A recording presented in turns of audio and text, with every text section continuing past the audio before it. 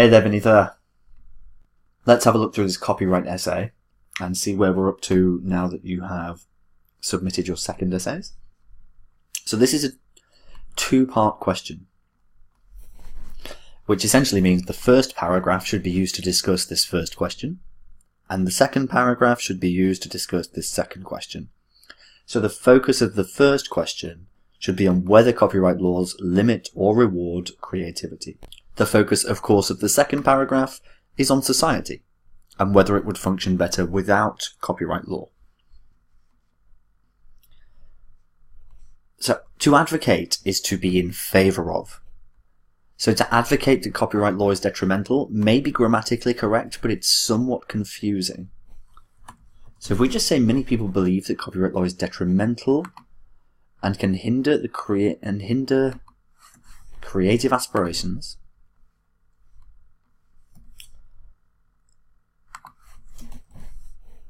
don't use contractions, while others maintain that it is required for the better functioning of society. I personally feel that these regulations are imperative to keep people motivated, to produce more creative assets or works by ensuring suitable awards and recognition to the original author. Suitable rewards and recognition are available to the original author.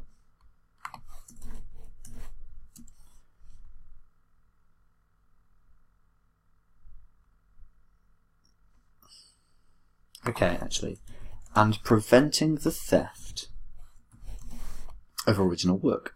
In this essay, I will support my notion by using examples of a survey conducted by government bodies in this area. Which government bodies?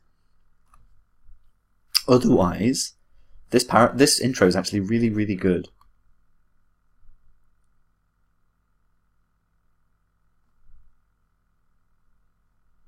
You do actually answer every part of the question in this intro, so I am impressed. Well done. My problem is that this essay seems quite long. Yeah, it's more than 100 words over the minimum. So while there is no upper limit on IELTS writing, writing too much can introduce many more mistakes and cause us to struggle. So many people believe that copyright law is detrimental. Intellectual property we should refer to as a singular. Intellectual property plays a pivotal role in the progress of a nation, and so needs to be protected or must be protected, as it is practically impossible for a general audience or for the general population. A general audience to distinguish between an original and a duplicate work. I would say the enforcement of copyright laws is required. Copyright statute prevents people from reproducing original ideas,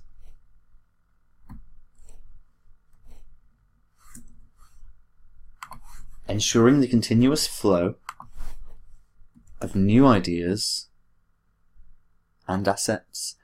Assets the meaning is a little bit separate from what you have used here.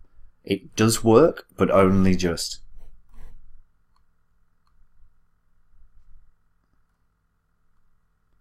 So really what we need to focus on here is this. In this paragraph we need to focus in on the fact that copyright law rewards creativity. We've gotten this sentence here about why copyright law is required is not really necessary, because we're not asking, is copyright law necessary? We're saying, does copyright law hinder or help creativity? So I would remove that and just say copyright statute prevents people from reproducing original ideas, ensuring the continuous flow of new, let's say new works into society. Cool. good knowledge of an acronym.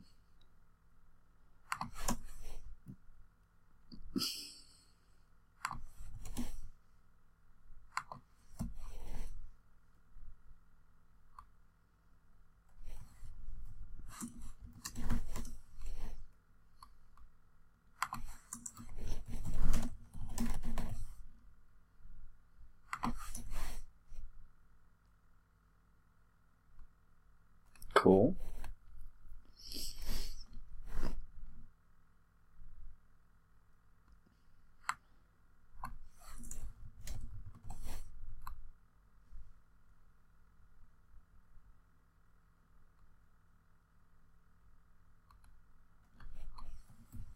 A lot of the time I will just replace some words with a more precise word. Just trying to raise the lexical resource score by giving you some more topic-specific vocabulary. This discourages the original author from creating original works, which can be harmful, particularly for nations whose economy is predominantly driven by tangible resources. Intangible resources. Tangible resources are physical things you can touch. Intangible resources are things like intellectual property, which I'm sure you're referring to here.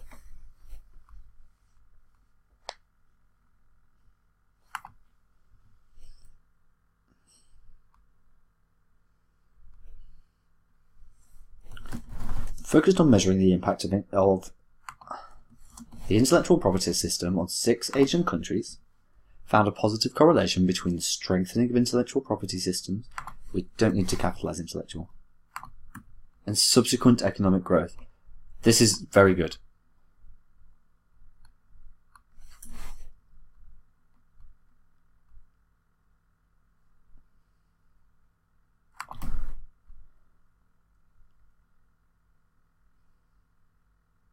Concepts and ideas are really the same thing, so I would just leave it at this. Because there is a problem with being over the word count here, so we want to try and speak more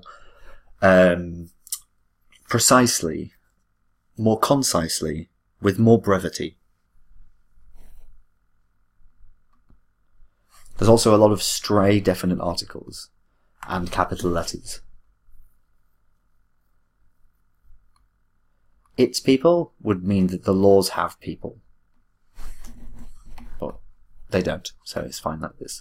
So really, what we should be doing, because if you look at the course material, the acronym recommends 4 sentences per paragraph. And a couple of times in these, we were tempted to use more than 4 sentences per paragraph. Now, while in a Band 9 essay, you might write 4 or 5 or 6 sentences per paragraph, they would be completely appropriate. So rather than trying to write more sentences where it isn't appropriate, stick to the simple structure, and if you feel compelled to include extra information, really ask yourself, is this necessary? But let's have a look at this letter. We still need to address them as dear respected members of the exam committee. Really, we don't need to pluralize job titles in this sort of way. And we should say,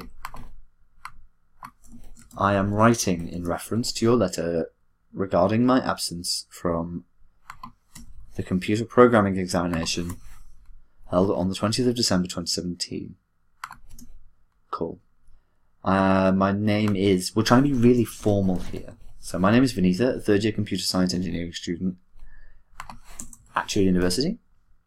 And my registration number is. I would like to extend my sincere apologies for not formally informing the university of my absence from the examination. It was not intentional. Cool.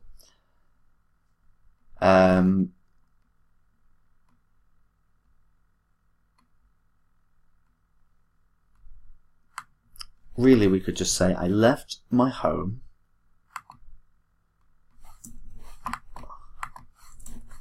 on the way to college on the day of the examination. However, on my way to the bus stop, I met with an accident. Here we could even do this. I was admitted to the hospital. You're admitted to the hospital by the medical staff. The doctors admit you. So we could say, I was driven to the hospital by the few people who were present at the bus stop and was hospitalized for more than 3 weeks due to a fracture in my right leg. I have attached the medical certificate that proves my claim, or to prove my claim. To remediate this, I would like to request that the committee reschedule this examination on another date, considering my medical grounds. A good word for this is extenuating. When we fail to hit our grades or to sit an exam for a very particular reason that's valid, we call it extenuating circumstances.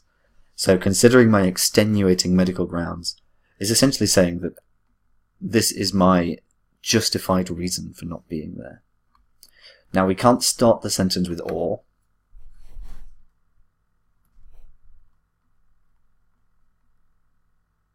So what I would do is actually say, lest I fail the exam. Lest means to avoid the risk of. So we say, to remediate this, I would like to request that the committee reschedule this examination on another date, considering my extenuating medical grounds, lest I fail the exam. That would be the most formal and nice way to say that. I look forward to hearing from you, and once again, I sincerely apologise for the miscommunication. Thanks in advance. Yours faithfully, Vineetha. Nice. Actually, you included every part of the task. You did write in a formal manner, and there were just some minor things to tidy up. Overall, given the additional words here, I think this may have fallen in at a 6.5, but I think that this would have come in at a 7.5. So I think overall you would have gotten a 7 here. What we need to do is reduce the number of words that you write in, reduce the number of small mistakes that you make, and hopefully we can progress you to that 7.5 or even an 8. All the best, Vineetha. I will speak to you again very, very soon. Bye bye now.